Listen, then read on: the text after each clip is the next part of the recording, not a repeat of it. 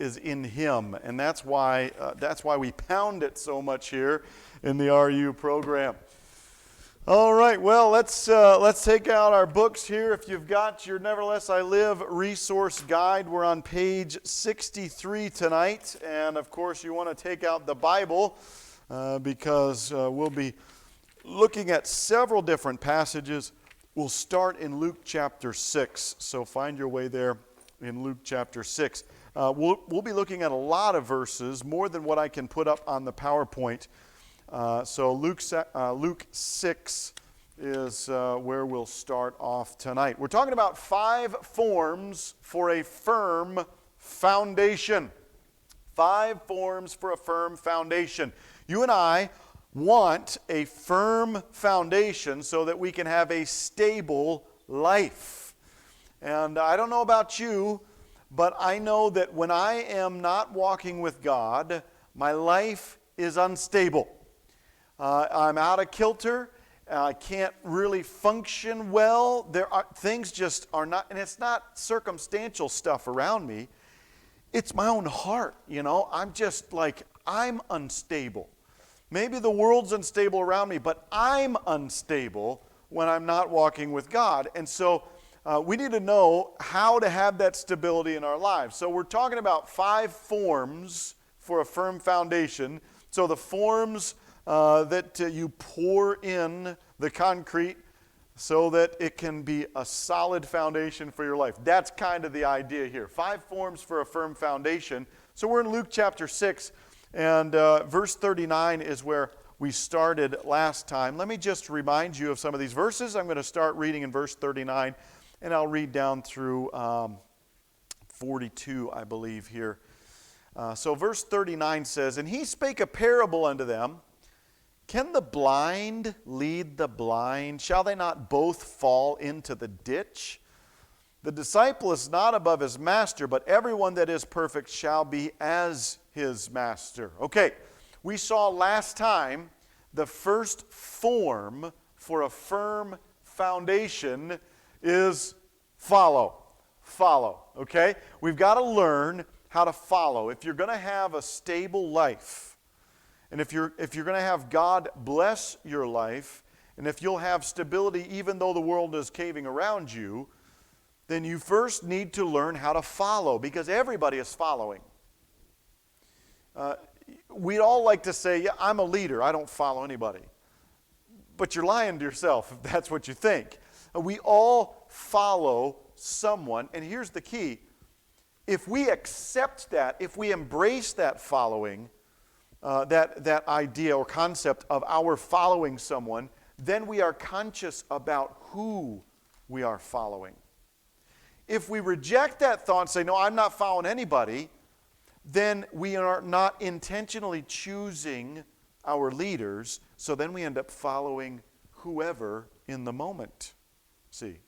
So if we just realize, hey, I know I'm following, I know I'm going to be following somebody, so what I'm going to do is realize that, accept that, and then intentionally choose who I'm going to follow. Then it'll be better for you in your life, okay? So first, learn how to follow, learn who to follow, and choose the right people to follow. Specifically, of course, Jesus Christ. We're following Him.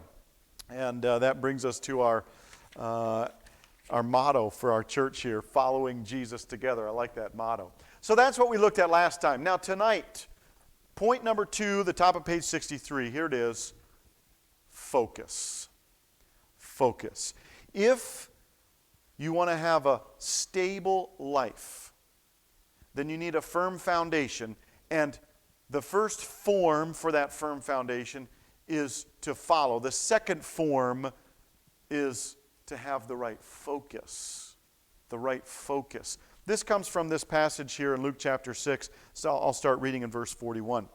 "And why beholdest thou the mote that is in thy brother's eye, but perceiveth not the beam that is in thine own eye? Either how canst thou say to thy brother, Brother, let me pull out the mote that is in thine eye, when thou thyself beholdest not the beam that is in thine own eye? Thou hypocrite, cast out first the beam out of thine own eye, and then shalt thou see clearly to pull out the mote that is in thy brother's eye.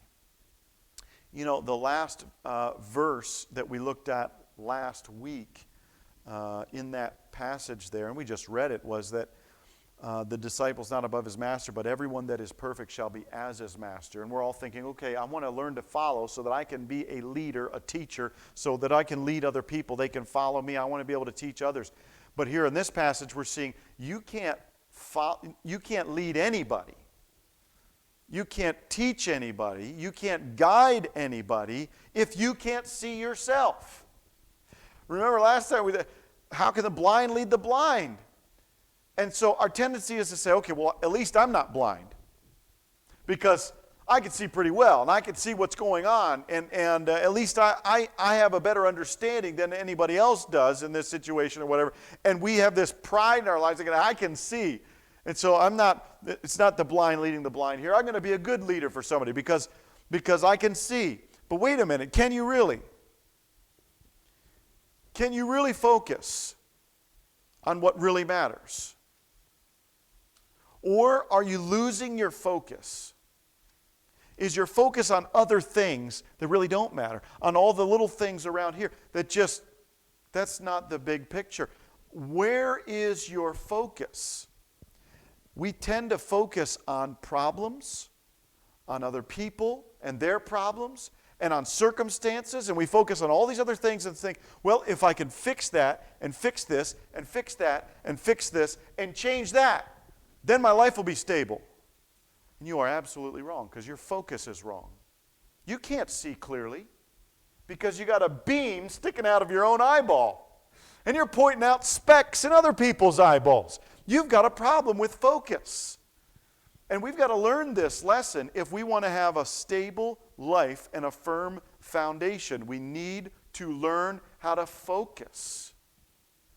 And that focus starts with seeing our own problems that need to be worked on. We'll look at a couple of verses here, but first, letter A. Letter A. It's always easier to look at the flaws of others than our own flaws. Isn't that the truth? I mean, it's just the easy thing to do. Nobody wants to point out their own flaws. We'd much rather point out everybody else's issues. And we could come to a program like this or go to church or whatever, and our tendency would be to feel like we've got it all together because we know something that nobody else does or whatever, and we want to point out the flaws in everybody. We want to help everybody else. Hey, let me tell you what your problem is. Let me tell you how to fix your life. Let me tell you what you need to do. And so we have that tendency in our lives. It's self-righteousness. Christians really struggle with this thing of self-righteousness. And we want to point out the flaws in everybody because it's easy to do. Do you remember Adam and Eve? There they are. They make that stupid mistake, right, to eat the fruit. And then God comes to them and says, what's your problem? What are you doing? And he goes to Adam first, and Adam goes, it's her fault. Fix her. You gave me this woman, and she's got a problem. It's her fault. And then Eve's over there, it's a serpent. It's the easiest thing to do to point out the flaws in somebody else. Well, it's not my problem. It's not my problem. No, it's somebody else's problem. It's their fault. It's not my fault. It's just so easy. But we got the wrong focus when we're doing that. And we're pointing at everybody else when the reality is we ought to be pointing at ourselves. You've heard the illustration. When you point the finger, there are 3 fingers pointing right back at you. Well, it's true. It's true. Maybe the real problem is right here. Sometimes I'll counsel people that are working through relationship problems. Maybe it's in marriage or other relationship problems. And one of the things I'll ask them is, okay, let's just think about this problem here that you're having, and I want you to tell me how much of the problem, what percentage, in your opinion, is your fault, and what percentage is their fault. And it's always an interesting response that you get. So, well, okay, hey, I admit, I probably have, 15, 20, maybe 25% of the problem. But 75% of the problem is theirs. And then the other person sitting across the table, they're like, are you nuts? I've only got like 30% of the problem. You've got the other 70. That's what's going on here. And so then what I try to help them to see is, here's what you need to do. You need to focus on your 25 and forget their 75. You need to focus on your 30 and forget their 70. And when you do that, you'll find you have 100% of the problem figured out. That's just the reality.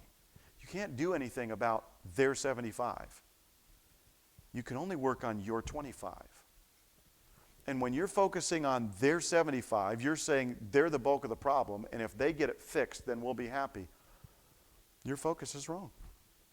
You've got to have the focus on yourself. Romans 2, and when I say focus on yourself, I'm not saying be selfish. I'm saying when you're looking for problems, look inward first. Look inward first. Romans chapter 2, and I think I've got it up here. I do.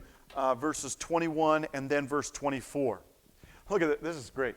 Thou therefore, which teacheth another, teachest thou not thyself? Thou that preachest a man should not steal, dost thou steal? Well, that's a good question. See, here in this passage, the Apostle Paul's talking to these Jewish Christians, and they're looking at all these Gentiles. Oh, man, they're horrible. Oh, they do all this stuff. You should stop this. You should stop that. Well, Paul says, no. You've got the same issue that you're criticizing somebody else for. You're teaching somebody, but you're not practicing what you preach here. You're preaching that a man shouldn't steal, but you're the one stealing. Well, I'm not stealing like they are. I mean, they're really stealing, but I'm only, just a little bit. Wait a minute. You can't do that. You can't do that. Verse 24, for the name of God is blasphemed among the Gentiles through you, as it is written. Ouch. Here's what happens. The Gentiles looked at the Jews and they said, I don't want to serve your God. Are you kidding me? You're telling me that I'm wrong, but look at how you live your life. And there are a lot of people that look at Christians. And you claim to be a Christian. There are a lot of people that look at your life and they may even think to themselves, if that's what Christianity is, I don't want anything to do with it. I don't want it. Now you think they've got the problem. But the reality is, you're not practicing what you preach. And it's time for us to look at ourselves and realize, I've got some issues in my heart that I need to deal with. I need to examine my own heart.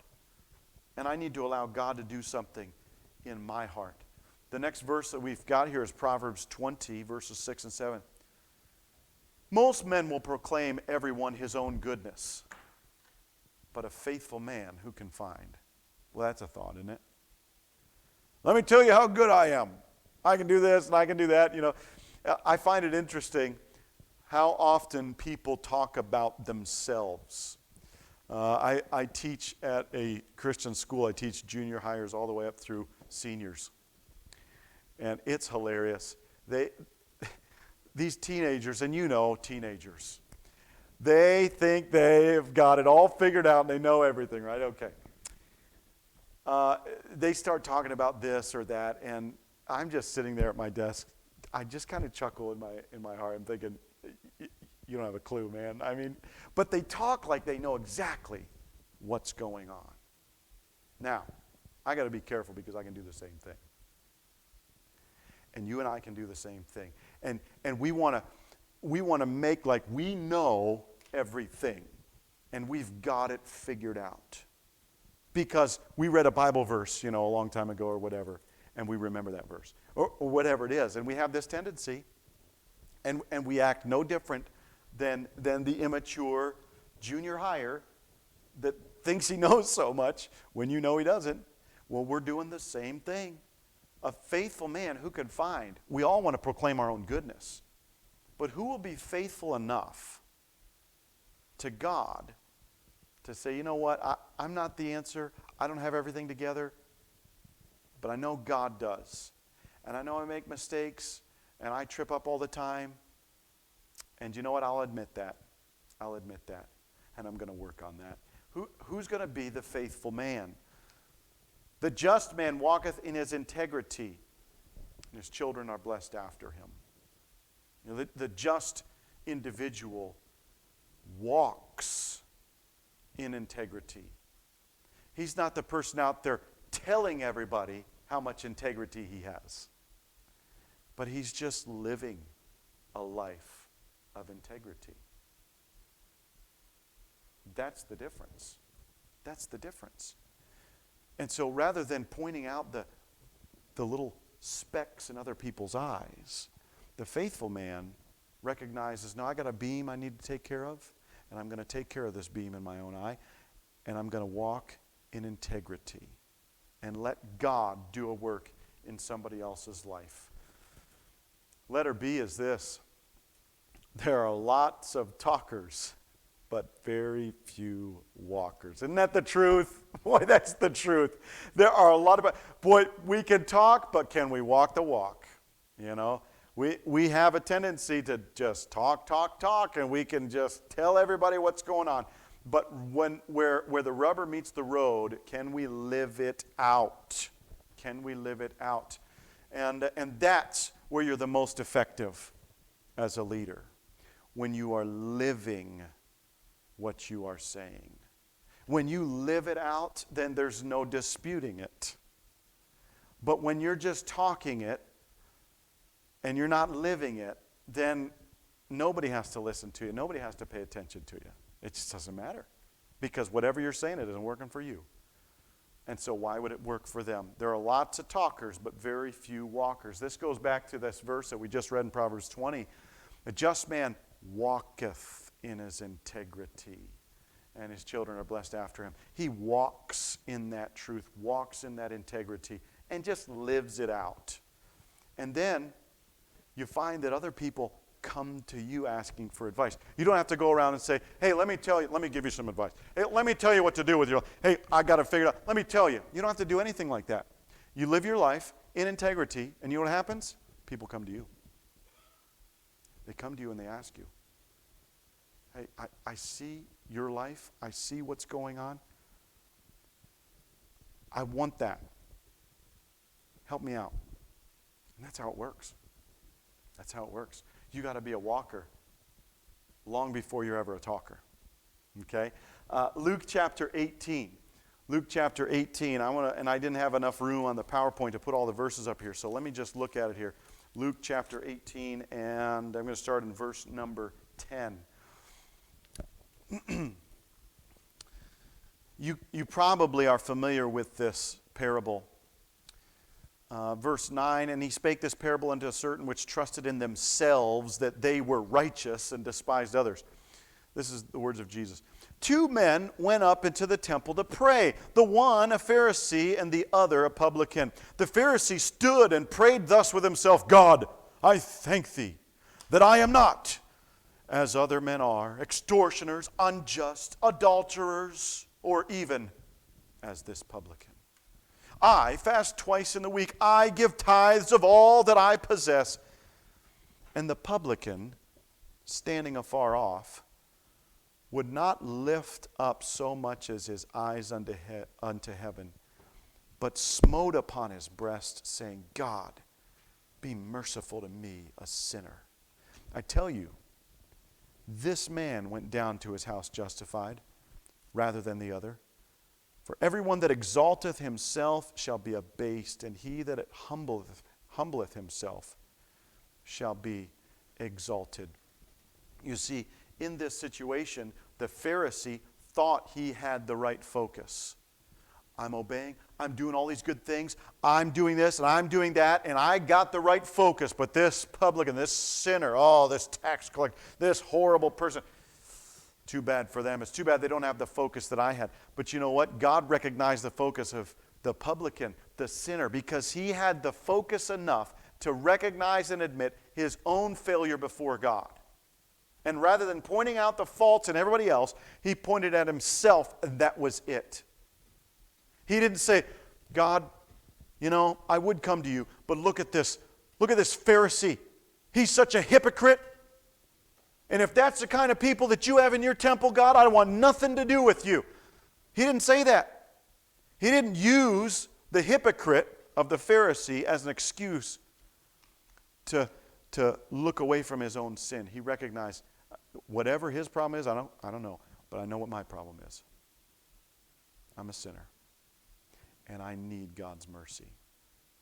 You know, one of the best reasons for you to overcome this critical thinking and looking down your nose at other people, one of the best ways to overcome that is to recognize that you need God's mercy.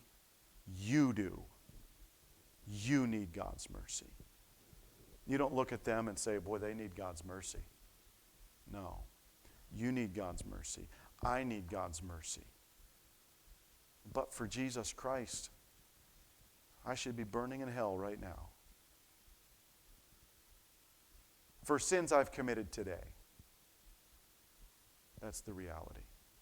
I need God's mercy. And you need God's mercy.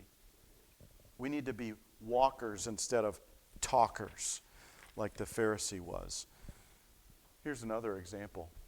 Think of David and Bathsheba. David and Bathsheba. Okay, here's David. He commits this egregious sin with Bathsheba. And he lives, it seems to be about a year in this hypocrisy. As the king, he's trying to cover his sin, and nobody else knows, he thinks. I think there are a lot of people that knew what was going on.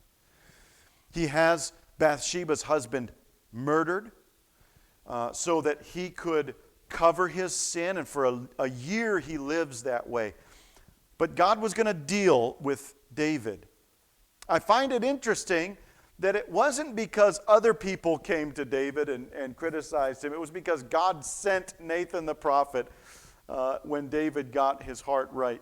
And so in 2 Samuel 12, the first 7 verses here, and this is actually recorded in your book here. I'm going to read from the book here. It says, "The Lord sent Nathan unto David and said unto him, There were 2 men in one city, one rich and the other poor. The rich man had exceeding many flocks. The poor man had nothing, save one little ewe lamb, which he had bought and nourished up, and was unto him as a daughter."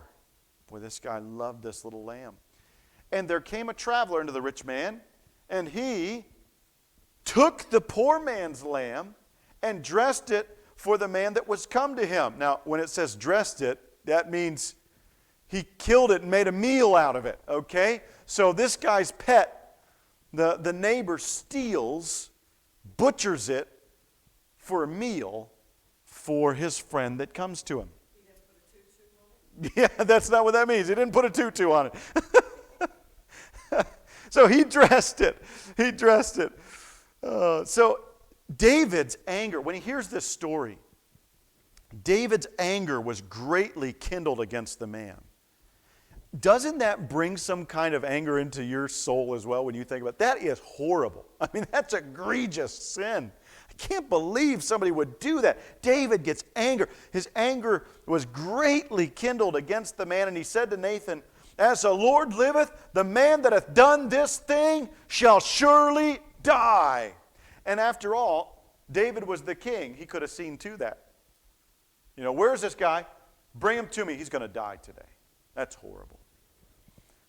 So then Nathan points at David and said, "Thou art the man." Huh? What do you mean, me? And of course, that's what happened. David took Bathsheba, that woman that was married to somebody else, for his own selfish reasons. David killed Bathsheba's husband so he could have her. That's horrible. Yeah, that's an egregious sin. And David didn't realize the story was about himself. You know, sometimes God has to shake us up a little bit to show us the real problem is not somebody else. The real problem is right here in my own heart.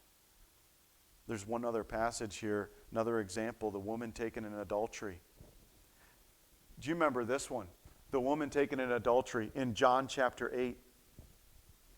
scribes and Pharisees, they bring to Jesus this woman who was taken in adultery. In other words, she was caught sleeping with someone else that she wasn't married to. And they brought her, they set her in the midst of the whole crowd. And they said unto Jesus, they said unto him, Master, this woman was taken in adultery in the very act. Now Moses in the law commanded us that such should be stoned. But what sayest thou? They're going to put Jesus to the test here. They come to Jesus in their pride and self-righteousness and say, Jesus, we found her. She's a sinner. She should be stoned. What do you think? They don't realize that they are really guilty themselves. There are some theologians that have surmised that maybe they were involved with this woman themselves in the past. It could have been that she was a prostitute and they knew her too well. We don't know that, but their response to what Jesus does could certainly allow that. There came, let's see, let me look back down here. He lifted himself, Jesus lifted himself and said unto them, He that is without sin among you, let him first cast a stone at her. And they which heard it, being convicted by their own conscience, went out one by one. And Jesus was left alone. And the woman standing in the midst, when Jesus had lifted up himself and saw none but the woman, he said unto her, Woman, where are those thine accusers? Hath no man condemned thee? And she said, No man, Lord. And Jesus said unto her, Neither do I condemn thee. Go and sin no more. Wow. Jesus encouraged her and helped her, whereas these other people came and tried to guilt her and make her guilty. And in fact, when Jesus pushed them to it and said, okay, if you think this is what she deserves, then you pick up the stone and you throw the first stone if you think she's guilty. It could have been that they were the ones that had been sleeping with her, and they realized that they were just as guilty as she was. And they walked away. They knew they were guilty. Their focus was off. Their focus was on the woman and her problems. They weren't thinking about their own problems. They weren't about to have a stable life or see salvation when they were thinking about everybody else's problem. We're going to finish it up with this, letter E. We as Christians need to be more lenient towards those who are struggling. Really. We do. We do. We tend to think that, well, hey, they're struggling. That's their fault. You know, they made this bed, they can lie in it. But you know what? We are just as guilty as anyone else. And we need the grace of God just as they do. You know, I think we look at our own lives here tonight and we realize, yeah, I've messed things up pretty bad. I have no right to try to pick out the specks in other people's eye. Now, when you say to me, yeah, but it's not a speck. They got a beam in their eye. You're missing the point, aren't you? You're missing the point. You've got a beam in your own eye. You got a 2x4 hanging out of your eyeball and you're trying to point out sawdust in somebody else's. We need to get our focus right. Galatians 6:1, Brethren, if a man be overtaken in a fault, ye which are spiritual, restore such an one in the spirit of meekness, considering thyself, lest thou also be tempted. In our book, we're learning what meekness is if you're working through the curriculum. You're learning that meekness is getting along with other people without causing friction. We tend to just charge in and cause friction everywhere we go. You got this problem, you got that problem, you got this problem. It's time for us to be a little more lenient towards others, realizing I need grace, they need grace. We need to show each other grace. So let's help each other, restore each other in that spirit of meekness, because we know I'm just as vulnerable to sins and temptations as they are. And I have no right to judge them for what's happening. 2 Corinthians 10:12, one more verse. For we dare not make ourselves of the number or compare ourselves with some that commend themselves. But they, measuring themselves by themselves and comparing themselves among themselves, are not wise. It's not wise for us to make ourselves feel good by pointing out how bad other people are. It doesn't work that way. You won't feel better. Maybe in the moment you think, well, at least I'm not as bad as they are. And you think you are feeling better, but the reality is you're still guilty and you know you are. And so it doesn't do any good to point out how bad other people are. We need the grace of God. And so stop being foolish by comparing yourself to somebody else and what they're doing. It's time for us to learn to get the focus right. And the focus isn't on everybody else. The focus is on me and Jesus. That's it. It's me and Jesus. You say, but they need this and they need that. Now stop. Your focus is wrong. It's you and Jesus. That's it. You and Jesus. That's all you need. And that's where your focus ought to be. And you know what? God can do amazing things. Why don't you just let him do it? Keep your focus on you and Jesus. You and Jesus. Make that relationship number one. That's where your focus ought to be. If you want a firm foundation for your life, well, the second form is focus. Focus on the Lord Jesus Christ instead of others and their problems. God, I thank you for showing us in your word tonight where our focus ought to be. And Lord, it is very convicting for us to hear some teaching like this. And we know that others have problems, but I pray that, Lord, you would help us to see the real problem that needs dealt with is the one in our own hearts. And then as we build that relationship and strengthen that relationship with you and you alone, we will find victory in our lives and stability, no matter what others may do. But we'll find that you are giving that peace and joy just as we need. So, Lord, help us to keep that focus where it ought to be. In Jesus' name we pray. Amen.